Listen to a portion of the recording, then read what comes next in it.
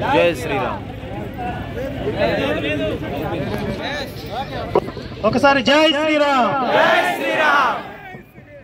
ఈ పేరు ఏంటంటే కొంతమంది వాళ్ళకి కింద నుంచి మండుతూ ఉంది. వాళ్ళు ఎవరో కాదు, త్రేతాయుగంలో రాముడి బాణాలు దెబ్బలు తిన్నటువంటి రాక్షసులు. ఆ మంట ఇంకా ఇప్పటికీ తగ్గలేదు వాళ్ళకి. జై శ్రీరామ్. కాబట్టి కలియుగంలో పుట్టినటువంటి రాక్షసులకి అలాగే స్వర్గంలో ఉన్నటువంటి దేవతలకు కూడా వినపడేలాగా ఒకసారి జై శ్రీరామ్. జై శ్రీరామ్. అందరికీ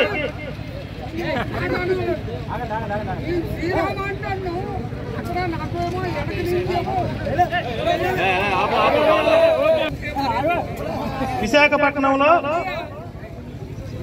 సాగర తీరంలో ఎంతో ఆహ్లాదకరంగా కనుల విందుగా జరుగుతున్నటువంటి ఈ ర్యాలీలో పాల్గొన్నటువంటి ప్రతి హిందూ బంధువులకి బాబు ఆయన ప్రాబ్లం చూడండి అసలు హృదయపూర్వకంగా నమస్కారాలు తెలియజేస్తున్నాను. అలాగే ఈ కార్యక్రమం విజయవంతం అవడానికి ఒక 3-4 రోజులుగా రేయింబోగుళ్ళు కృషి చేసినటువంటి మా మిత్రులు సోదరులు కార్యకర్తలందరికీ కూడా శిరస్సు వంచి వారికి హృదయపూర్వకంగా నమస్కరిస్తూ ఉన్నాను.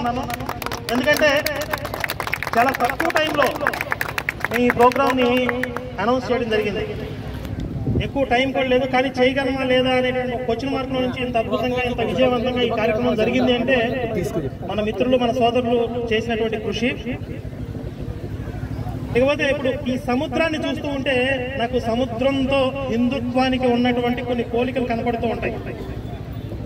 అంటే సముద్రంలో ఉన్నటువంటి నీరు ఆవిరిగా మారి మేఘాలుగా రూపాంతరం చెంది వర్షంగా కురిసి మళ్ళీ నదులుగా ప్రవహించి ఎలా అయితే మళ్ళీ తిరిగి సముద్రంలో కలిసిపోతాయో అలాగే సముద్రం లాంటి అనంతమైనటువంటి హిందుత్వం నుండి పుట్టినటువంటి కొన్ని మతాలు కొన్ని సిద్ధాంతాలు శాఖోపశాఖలుగా వృద్ధి చెంది విస్తరించి తిరిగి మళ్ళీ సనాతన ధర్మంలోనే కలిసిపోతాయి.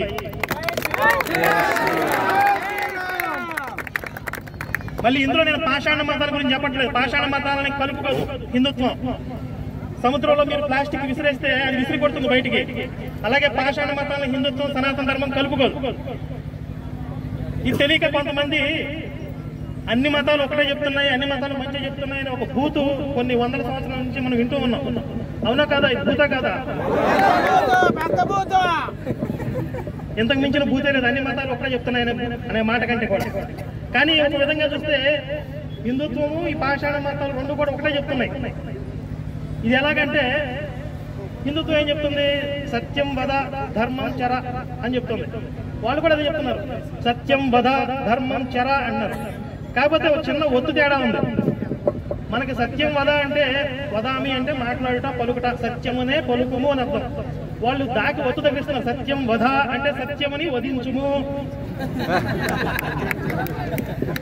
తర్వాత మనం ధర్మం చర, చర అంటే చరించడం, నడవటం, ధర్మ మార్గంలో నడవమని చెప్తుంది. వాళ్ళు చానిచ్చే చురుకులో చేస్తున్నారు. ధర్మం చర, ధర్మాన్ని చెరబట్టుము.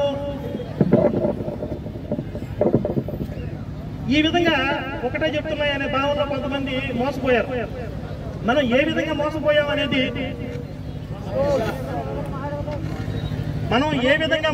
అనేది కాస్త చరిత్రలోకి వెళ్ళి తెలుసుకుందామండి. ఒకసారి చరిత్రలోకి వెళ్తే హిందూ కుష్ పర్వతాలు విన్నారు కదా? ఆ పేరుకి అర్థం ఏంటి? ఎంతమందికి తెలుసు? హిందూ కుష్ అంటే పర్షియా భాషలో హిందువుల వధ, హిందువుల అంతం జరిగినటువంటి ప్రదేశము. అక్కడ హిందూ జాతిని, హిందువుల్ని నిర్మూలనం చేశారు కాబట్టి హిందూ కుష్ అనే పేరు వచ్చింది. ఇది ఆఫ్ఘనిస్తాన్ లో ఉన్నటువంటి పర్వత శ్రేణి. అర్థమవుతుందా? అయితే ఈ హిందూ కుష్ పర్వత శ్రేణి ఈ పేరు గురించి, చరిత్ర గురించి ఇంకోసారి మనం దాంట్లోకి వెళ్దాం. ఇక్కడ ఒక విశేషం ఏంటంటే, మనం గమనించాల్సిన ముఖ్యమైన విషయం ఏంటంటే, అక్కడ హిందువులు అంతరించబోయే ముందు మెజారిటీ భాగం బౌద్ధంలోకి మారిపోయారు ఆఫ్ఘనిస్తాన్ లో. అంటే బౌద్ధంలోకి మారటం వల్లే అంతరించిపోయారా అంటే ఎస్, బౌద్ధంలోకి మారడం వల్ల అంతరించిపోయారు. ఎందుకు? బౌద్ధంలోకి మారిన తర్వాత క్షాత్రాన్ని విడిచిపెట్టేశారు, ప్రతిఘటనను మర్చిపోయారు, తమని తాము రక్షించుకోవడం అనేది వదిలేశారు. కళ్ళు మూసుకుని ధ్యానం చేసుకుంటే చాలనుకున్నారు. కళ్ళు మూసుకుని ధ్యానం చేసుకోవడం అనేది మంచి ఆధ్యాత్మిక సాధన, కానీ అందరికీ అదే వర్తిస్తుంది అంటే ఇప్పుడు అందరూ ఇస్తరాకులు వేసుకుని భోజనానికి కూర్చుంటే వండి పెట్టేవాళ్ళు ఎవరు? అలాగే ప్రతి జాతిలో కూడా తమని తాము రక్షించుకునేటటువంటి ఒక సైన్యం ఉండాలి. ఆ సైన్యాన్ని పక్కన పెట్టేసి అందరూ కూడా కళ్ళు మూసుకుని ధ్యానం చేయడం మొదలు పెట్టారు. ఈ పాషాణ మతాలకి వీళ్ళు కళ్ళు మూసుకుని ధ్యానం చేస్తుంటే పైన పిలకలు పట్టుకుని పీకలు కొట్టడం చాలా ఈజీ అయిపోయింది. వీళ్ళు ఏమనుకున్నారంటే, మేము కళ్ళు మూసుకుని ధ్యానం చేస్తున్నాం, మనల్ని వాళ్ళు ఎందుకు హింసిస్తారు, మన మీద వాళ్ళు ఎందుకు దాడులు చేస్తారు, మనం వాళ్ళ జోలికి పోవటం లేదు కదా, కనుక వాళ్ళు కూడా మన జోలికి రారు అని అనుకున్నారండి. ఇది ఎలా ఉంది అంటే, నేను కుక్కను గరవను కాబట్టి కుక్క నన్ను గరవదు అన్నట్లుగా ఉంది, అంతే కదా. ఒక ఇద్దరు మిత్రులు నడుచుకుంటూ వెళ్తానంట, వాళ్ళకి ఎదురుగా కుక్క వచ్చి కూర్చుంది, ఎదురుగా చూస్తుందంట. ఇద్దరు భయంతో గజగజ వణికిపోయారు. అందులో ఒక అతను కొంచెం ధైర్యం తెచ్చుకుని, అరే నువ్వేం భయపడకు, నేను ఒక పుస్తకం చదివానురా, ఆ పుస్తకంలో మనిషి కనుక కుక్క కళ్ళల్లోకి తీక్షణంగా చూస్తే అది కరవదు అని రాసిందిరా ఆ పుస్తకంలో అన్నాడంట. ఈ పక్కన ఉన్న వాడికి డౌట్ వచ్చి, మరి కుక్క ఆ పుస్తకం చదివిందో లేదో అన్నాడు. అలాగే మనకున్నటువంటి ఎథిక్స్, మనకున్నటువంటి విలువలే వాళ్ళకు కూడా ఉంటాయి, మనం చదివిన పుస్తకాలే వాళ్ళు కూడా చదివి ఉంటారు అనేటటువంటి మూర్ఖత్వం, అమాయకత్వంతో మోసపోయారు. ఇంకొంతమంది రెండో రకం మోసం ఎలా ఉంటుందంటే, మనం సాధారణంగా ఈ రోజుల్లో కూడా మనం మోసపోతూ ఉంటాం ఆ మార్గంలో. ఈ పాషాణ మతస్థులు, ముఖ్యంగా మరకలు, రెండు వర్గాలు ఉంటాయి. ఒకటి సాఫ్ట్ గా ఉంటారు. ఈ సాఫ్ట్ గా ఉండే మరకలు ఏంటంటే దే ఆర్ లైక్ గ్రాస్, వాళ్ళు గడ్డి లాంటి వాళ్ళు. రెండో వర్గం యారోగెంట్ గా ఉంటారు. ఈ యారోగెంట్ గా ఉండేవాళ్ళు ఎవరంటే దే ఆర్ లైక్ స్నేక్స్, వాళ్ళు పాములు లాంటి వాళ్ళు. ఈ పాముల్ని ఈ గడ్డి దాచి పెడుతుంది. మనం సాఫ్ట్ గా ఉండే మరకలను చూసి వాళ్ళతో ప్రమాదం లేదనుకుంటాం, కానీ ఆ గడ్డిలో, ఆ గడ్డి చాటుగా పాకుతూ వచ్చినటువంటి సర్పాలు మనం కాటేస్తూ ఉంటాయి. ఈ విధంగా ఈ రోజుల్లో కూడా మనం మోసపోతూ ఉన్నాం. ఎగ్జాంపుల్, లైవ్ ఎగ్జాంపుల్, రాయచోట్ల జరిగిన సంఘటన. రాయచోట్లలో మన వీరభద్ర స్వామికి ఎన్నో వందల సంవత్సరాలకు ఊరేగింపు జరుగుతుంది. మధ్యలో వాళ్ళు వచ్చారు, సరే బ్రతకడానికి వచ్చారు, మందిరాలు కట్టుకున్నారు. కానీ ఇప్పుడు మన ఉత్సవాలని, మన పూజల్ని కూడా అడ్డుకునే స్థాయికి, మీరు ఇక్కడ ఉత్సవాలు చేసుకోవాలంటే మా పర్మిషన్ ఉండాలి అనే స్థాయికి వచ్చేసారు. మొట్టమొదటి వాళ్ళు అలా వ్యాప్తి చెందడానికి పర్మిషన్ ఇచ్చింది ఎవరు? ఏం చూసి వాళ్ళు వాళ్ళని సహించారు అంటే ఈ సాఫ్ట్ గా ఉండేటటువంటి ఈ గ్రాస్, గడ్డి లాంటి మరకలను చూసి మోసపోయారు అనమాట. సరే, ఇప్పుడు మళ్ళీ ఆ హిందూ కుష్ పర్వత ప్రాంతాల దగ్గరికి వెళ్తే, ఆఫ్ఘనిస్తాన్ పూర్తిగా వాళ్ళ కలంగ హస్తాల్లోకి వెళ్ళిపోయిన తర్వాత, పూర్తిగా అక్కడ హిందూ జాతి నిర్మూలన అయిపోయిన తర్వాత, అక్కడి నుంచి పొంకాలుగా, గుట్టలుగా, చీమల దారలాగా ఇక భారతదేశం మీద దండయాత్రలు మొదలయ్యాయి. గజనీ మహమ్మద్ కావచ్చు, గోరీ మహమ్మద్ కావచ్చు, చెంగిజ్ ఖాన్ కావచ్చు, అల్లావుద్దీన్ ఖిల్జీ, మాలిక్ కాఫర్, బాబరు, ఔరంగజేబు, ఇలా ఇక లెక్కే లేదు. ఒక్కొక్కడు రావడం, 1,00,000 మందిని చంపేయడం, 1,000 దేవాలయాలు పడగొట్టడం, 1,00,000 మందిని చంపేయడం, 1,000 దేవాలయాలు పడగొట్టేయడం. అంటే ఆఫ్ఘనిస్తాన్ వాళ్ళ చేతుల్లోకి పోయిన తర్వాత భారతదేశం యొక్క ద్వారాలు తెరుచుకున్నట్లుగా అయిపోయింది. ఇలా ఒక 1000-1500 సంవత్సరాల పాటు దాదాపుగా నిరంతరాయంగా దాడులు కొనసాగాయి. ఎవరన్నా ఒక విదేశీయుడు కానీ, అంటే మన భారతదేశానికి సంబంధం మూడో వ్యక్తి కానీ మన దేశం మీద జరిగినటువంటి ఈ దాడులు, ఈ చరిత్ర గురించి చదివితే అతనికి కలిగే అభిప్రాయం ఏంటంటే, అసలు భూమి మీద ఈ దేశం అనేది మిగిలి ఉండదు, అసలు ఈ హిందూ జాతి అనేది తుడిచిపెట్టుకుపోయి ఉంటది అనే భావన కలుగుతుంది. కానీ అన్ని భీకరమైనటువంటి దాడుల్ని ఎదుర్కొని కూడా ఈ రోజుకి ప్రపంచంలో ఒక ప్రబలమైన శక్తిగా నిలిచి ఉంది భారత్.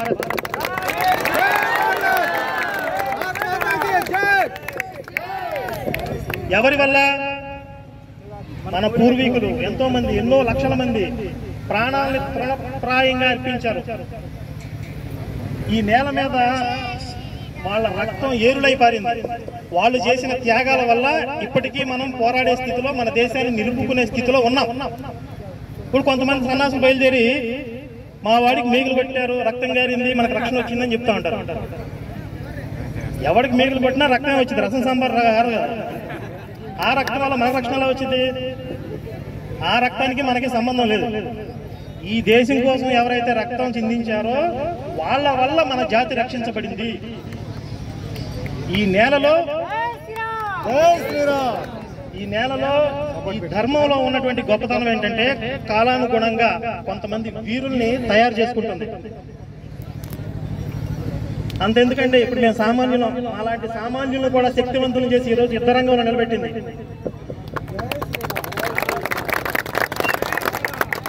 దీనికి కావాల్సింది మనం మానసికంగా సిద్ధంగా ఉండటమే. నా ధర్మం కోసం నేను ఆయుధాన్ని అవుతాను అని మానసికంగా మీరు సిద్ధంగా ఉండగలిగితే మన మాతృధర్మం గట్టి పోచన కూడా బ్రహ్మాస్త్రంగా మార్చగలదు. నేను చెప్తున్నాను, ఎవరో సంగతి నాకు అనవసరం, నా మట్టుకు నేను చెప్తున్నాను. త్రికరణ శుద్ధిగా చెప్తున్నాను. ఎవడైనా సరే నా దేవాలయాల జోలికి వచ్చినా, నా ఆరాధ్య దైవాల జోలికి వచ్చినా, నా మాతృదేశాన్ని ముక్కలు చేయాలనే ప్రయత్నం చేసినా వాళ్ళ పాలిట నేను ఆయుధాన్ని అవుతాను, మారణాయుధాన్ని అవుతాను, మరణ శాసనాన్ని కూడా అవుతాను.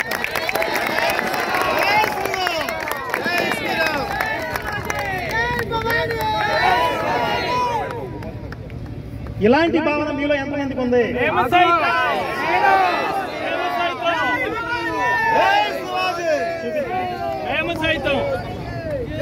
ఈ శక్తిని చూపించడానికే ఈరోజు ఈ ర్యాలీ. ఎందుకంటే కొంతమంది అనుకుంటున్నారు, కొన్ని పాషాణ శక్తులు అనుకుంటూ ఉన్నాయి, పోరాడే వాళ్ళందరూ నశించిపోయారు, ఆ తరాలు గతించిపోయాయి, ప్రాణాలు పెట్టే వాళ్ళు ఎవరు లేరు, ప్రాణాలు పెట్టి ధర్మాన్ని కాపాడుకునే వాళ్ళు ఎవరు లేరు అనే భావనతో వాళ్ళు ఒక ఆశావాహ దృక్పథంతో ఉన్నారు, ఈ దేశాన్ని కబళించవచ్చు అని చెప్పి. కానీ వాళ్ళకి మనం ఈరోజు స్పష్టంగా చెప్తున్నాం, మా పూర్వీకుల రక్తం ఇంకా మాలో ప్రవహిస్తూ ఉంది, మనం జీవించే ఉన్నాం.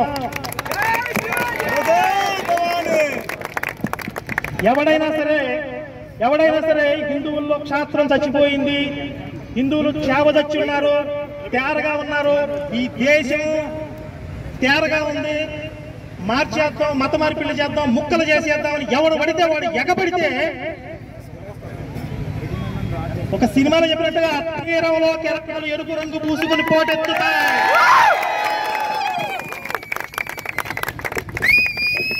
ముఖ్యంగా ఈ మత మార్పిడి ముఠాలకు కూడా చెప్తున్నా, వయసు కనపడ్డాడు, వెలుగొచ్చింది, స్వరం వచ్చింది, గాడిది గుర్తొచ్చింది, ఇవన్నీ కాదు. ఈ దొంగ సాక్ష్యాలు ఇక కట్టి పెట్టండి. దేవీ దేవతల దోషణ కనుక మీరు ఆపకపోతే ఈరోజు విశాఖపట్నం ర్యాలీగా, ఈ ర్యాలీ సాక్షిగా చెప్తున్నా, ఈ సముద్రంలో, ఈ సాగరంలో ఏర్పడినటువంటి అల్పపీడనం తీవ్ర తుఫానుగా మారుతుంది. మీరు మీ ప్రేతాత్మ కూడా కొట్టుకుపోతారు.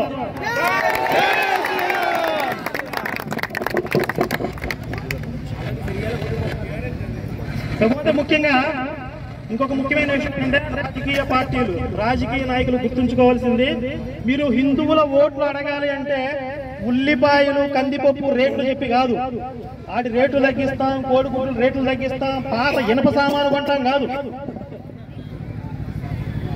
దేవాదాయ ధర్మాదాయ శాఖని పెట్టారు, దేవాలయాల మీద వచ్చేటువంటి ఆదాయాన్ని లెక్కించుకోవడానికి. మాకు కావాల్సిన దేవాదాయ శాఖ కాదు, దేవాలయ రక్షణ శాఖ. ఎవడైనా మా దేవాలయాల జోలికి వస్తే వాడి చేతులు నరుకుతాం, మా దేవతామూర్తుల మీద చెయ్యి వేస్తే వాడి చేతులు నరుకుతాం అని మేనిఫెస్టోలో పెట్టేవాడు కావాలి, అలాంటి నాయకుడు కావాలి. ఆడపిల్ల పుట్టగానే మహాలక్ష్మి పథకం కింద 5,000 అకౌంట్లో వేస్తాం, అంతటితో సరిపోదు. ఆ ఆడపిల్లల్ని రక్షించడానికి లవ్ జిహాద్ పేరుతో ట్రాప్ వేసే వాళ్ళని ఉరిశిక్ష వేసే నాయకుడు కావాలి.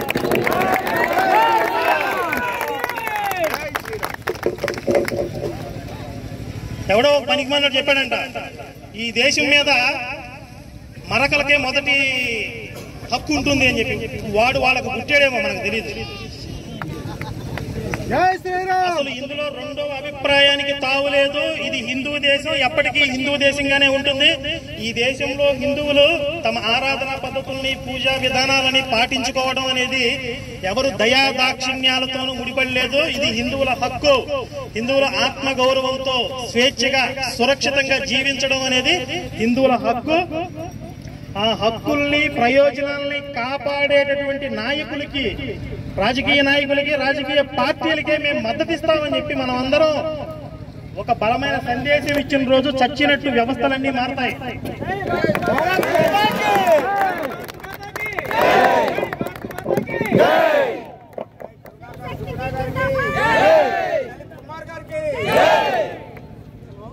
ఇప్పటి వరకు ఉత్తరాదిలో హిందుత్వం అనే భావన ఎక్కువ, దక్షిణాదిలో ముఖ్యంగా తెలుగు రాష్ట్రాల్లో కులాల కుంపట్లతో కొట్టుకుంటారు అనే ఒక అపప్రద ఉంది. అది కొంతవరకు వాస్తవం కూడా. కానీ ఈ రోజు ఇక్కడ మొదలైనటువంటి ఈ ఉద్యమం కులాల కుమ్ములాటను దాటి హిందుత్వ ప్రాతిపదిక మీద, హిందుత్వ విధానంతో తెలుగు జాతి అంతా కూడా ఏకమై దేశానికే మనం ఆదర్శంగా నిలవాలి అనేటటువంటి ఉద్దేశంతో ఈ రోజు ఇక్కడి నుంచి ఈ శంఖారావాన్ని ప్రారంభించడం జరిగింది.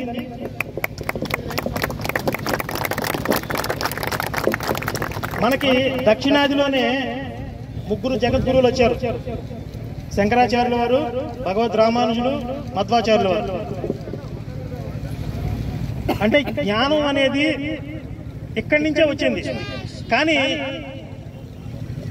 ఆ మార్గంలో కాకుండా కాస్త అజ్ఞానం యొక్క ప్రభావం ఎక్కువగా ఉండటం వల్ల ఈరోజు కులాల కొంపట్లు, లేకపోతే ధర్మానికి గ్రహణం పట్టడం కానీ, చీడ పట్టడం కానీ ఇవన్నీ జరుగుతూ ఉన్నాయి. ఇవన్నీ కూడా భగవంతుడి యొక్క శక్తితో మనం అధిగమించి మన దేశాన్ని, మన ధర్మాన్ని రక్షించుకునే ప్రయత్నం చేద్దాం. ఈ ప్రయత్నం ఎలాంటిదంటే రామకార్యం వంటిది. రాముడు చేసింది కూడా ధర్మరక్షణే. ఈ రోజు మనం చేస్తున్న ధర్మరక్షణే. అంటే మనం చేస్తున్నది రామకార్యమే. అయితే ఈ రామకార్యం చేసేటప్పుడు హనుమంతుడికి ఎలాంటి ఉత్సాహం ఉంటుందో అలాంటి ఉత్సాహంతో మనం అందరం పనిచేయాలి.